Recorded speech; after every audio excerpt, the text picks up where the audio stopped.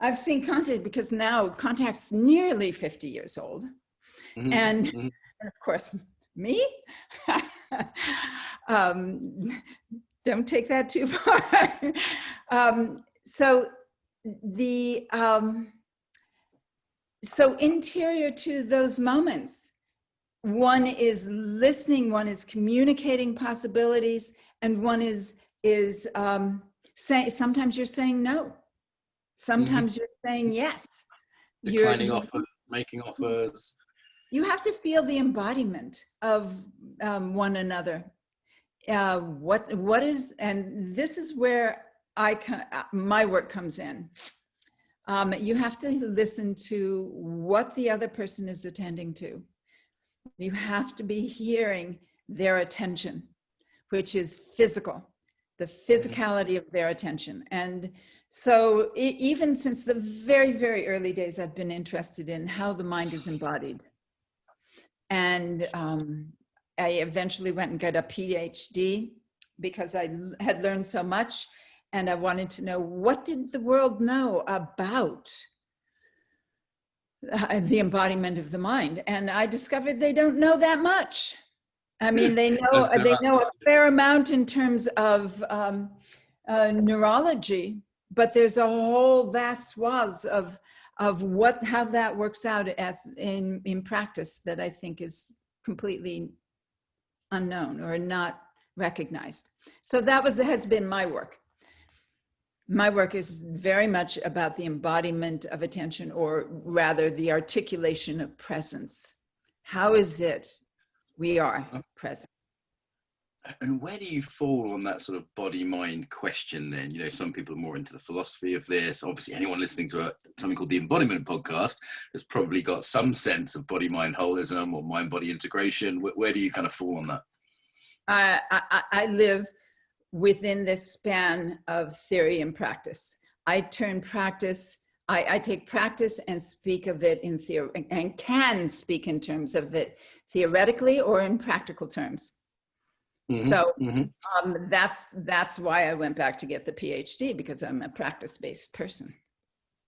And this is an interesting thing about contact, as if we talk about the culture of contact, I think it's very interesting as well, compared to, you know, make comparisons, but it has a journal. It has Contact Quarterly, and contact people often when they're speaking are, you know, they're almost quite intellectual and quite thoughtful, and they'll talk about research, for example, you know, and they mean that term slightly differently than most people would understand it, I think. But there's a culture around sort of, you know, research and journals and things like this, which is not the case in, say, tango. Right. Well, yes. We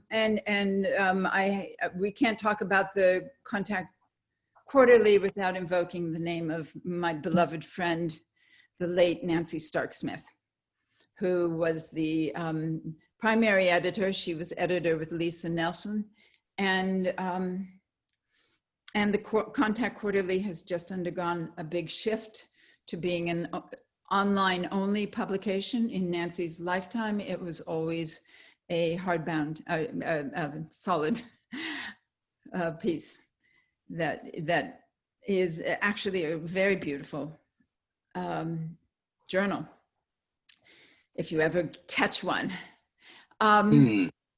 So yeah, but when you talk about research, I just wrote a paper actually with Colleen Bartley about the birth of contact and the fact that contact is based in research from the very earliest days, those days when I was talking to you about, which I was telling you about when we were in a studio, three of us exploring what this could be.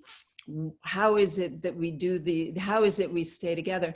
That was an act of inquiry in every moment. That then took us all, Steve got a grant, and we ended up doing a performance piece with a whole bunch of people doing contact improvisation. Of course, they all had to be taught contact improvisation at this point. It then had a name. Steve took me into the office met him in the office one time, and he said, "What do you think about calling this contact improvisation?" And I said, "Yeah." What were the other alternatives? Was there anything else on the table? Was it going to be No, called? no, not that. It was always contact improv. Was it going to be called wake flow or something else? Not that he told me about. We went straight for that, I guess. So he brought all these people together, young dancers. They were all college age, mostly. There was Trisha Brown, Barbara Dilley came, people from the Grand Union joined us. But but we performed for 5 days, 5 hours a day in a gallery setting on mats, on aikido mats, which was very different than what we had been doing in a studio. Mm-hmm. Yeah, studio I've done both. It makes a difference. Yeah. Very different when there's both. Yeah. So there's this element of inquiry, and this I think is really maybe obvious to some contact dancers, but it's a bit unique, or at least unusual, that it's an ongoing piece of research around the world with different people that take it in different directions. It's growing. It was very deliberately not copyrighted, unlike a lot of things. Very deliberately not copyrighted. Yeah. It flows, it evolves. There isn't a qualification. Like you can't, do a teacher training in contact improv, as far as I know. I've never seen one advertised.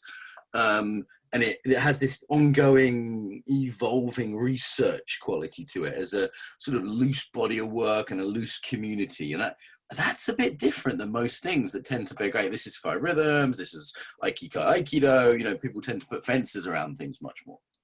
Yeah, and when they put fences around things tend to they stop at that point, and then people do these efforts and to stretch it. But in contact, it's this very soft boundary, the soft edge, which, right now, for instance, there's this discussion about touch and play. Is it contact? Is it not contact? And I'm perfectly happy with touch and play being emergent from contact improvisation, which I think it is. Is it contact improvisation? I would say no, to the degree that There's sexual element to it, right? It's got this sexual element to it. It's so much more rough practice. It's got this real inquiry into sensuality that is sexuality, that has this dive into sexuality. And and contact improvisation is not sensual. But the dive is not into the sexual. The dive is into communication. Right. What is it here that we can attend to that takes us into a deeper and more profound ability to move well together? To explore a world of motion together. It does not have an end result in sexuality, for instance, or maybe I shouldn't say that as an end result, but it does not go that direction. And the issue for me with touch and play is the second you take a contact moment and that sensuality and you start to edge it towards this kind of sexual chemistry, the orientation, the ability to listen to certain levels of, for instance, the level of subtlety that embodied attention takes. If I'm inside your body with my attention, and that's a physical action, that's a tactile action, I'm really deeply listening inside you. What am I listening for? I'm listening for what it is you can know and how you can know it, and what the choices you're making, your relationship to the earth. All of these things are ways that I can come to speak to you without words. And that's a growing area of inquiry. That, for me, is an expanding area of inquiry that gets completely rerouted by sexual energy, because sexual energy will take all of it and curve it into a particular direction. Different focus. And what are you paying attention to now? What are you interested in when you dance with someone after all these years?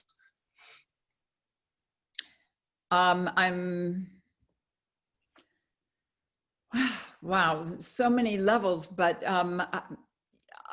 I am interested in how contact does not necessarily require skin-to-skin touch. That where does this contact begin? The contact can begin here, for instance. My one hand can feel the presence of the other hand. I'm interested in how is it that presence acts? How is it that presence acts? I'm interested in the articulation of presence, both within another body. So where's the presence of one hand present inside another body? And my body present inside another body, someone else present within me. How do I know? But also as a spatial phenomenon. What is it that's happening with presence here? And that takes a really finely tuned sense of embodiment. Mm-hmm. So embodiment, why is it important to you? What's the why in there for you? Everything we can know, everything we can feel requires a body. Mm-hmm. There are bodies that are concurrently, simultaneously mind. So I think of the body not as a body and mind, but as body mind. And I'm looking at that territory where language cannot distinguish between is that body or is that mind that is acting. We tend to attribute certain things to mind and other things to body. But there's this territory where you can't tell. Mm-hmm. Because it's both. So finally, I mean, think of body mind as this continuum. I think of it as a Mobius strip. It looks like it's two sides, but in fact, it's one side. Mm-hmm.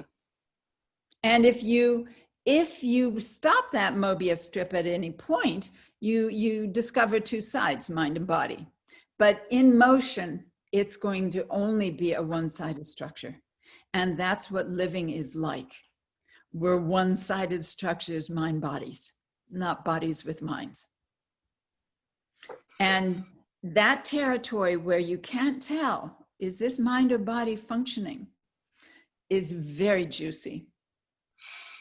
Do you mean some of the more sort of subtle things, like when you're partnered with someone, it's like, is that intention? Is that actually a subtle movement? Who knows, right? It kind of, how do I know that they want to move in that direction? You know, am I feeling a subtle weight shift? If you can feel the movement of the mind tactily, as a tactile phenomenon. For me, I've wrote a paper with a colleague, Joe Dumont, on the tactility of attention. It's coming out in a book out of the UK, probably this year. But attention is tactile. So can I feel the tactility of your attention within my own form or within the spaces? I mean, think of being at a traffic light and turning around and not knowing why you're turning around, but seeing that somebody's looking at you. Yeah, there's a number of phenomena like that, some of which are fairly well documented. That's where you can't tell, is it mind or body? What got set off? What did you know? It's interesting how people develop sensitivity to this, you know, and I've heard snipers talk about it. I've also heard, you know, definitely martial artists who play with this quite a lot, Paul Linden being one, you know, intention, where that becomes bodily. Is it mental? Is it bodily? Who knows? It's both, it's neither. And certainly having a practice where one can explore that, I think the levels of subtlety one can become apparent to by tuning into someone else are unusual and not necessarily commonsensical to most people. But when you get to them, they lead to really this profound trust. because if you're dancing with someone and you can communicate it, and that level of communication is happening, it's there is this thing that just clicks in, and you understand that you have this really profound trust with someone. And you can have that kind of sense of profound trust with an environment or with a world.